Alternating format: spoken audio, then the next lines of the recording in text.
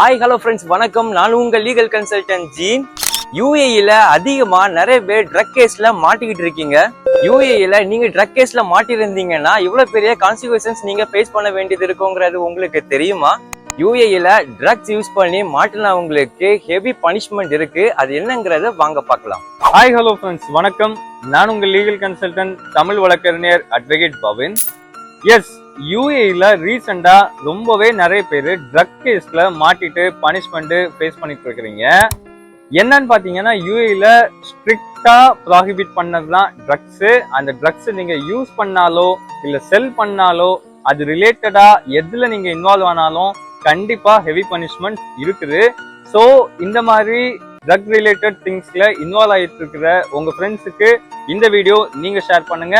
என்ன பனிஷ்மெண்ட்னு பாத்தீங்கன்னா, இமீடியட்டா டிபோர்டேஷன் ஆர்டர் வரும். டிபோர்டேஷன் மீன்ஸ் உங்களை யூஏஇல இருந்து வீட்டுக்கு இந்தியாவுக்கு அனுப்பிச்சிடுவாங்க. மறுபடி ரிட்டர்ன் நீங்க வர்றதுக்கு ரொம்ப risk. So first of all deportation order வரும் அண்ட் ஹெவி ஃபைன்ஸ் வரும் அண்ட் இம்ப்ரிசன்மெண்ட்டுமே சேர்ந்து வரும்.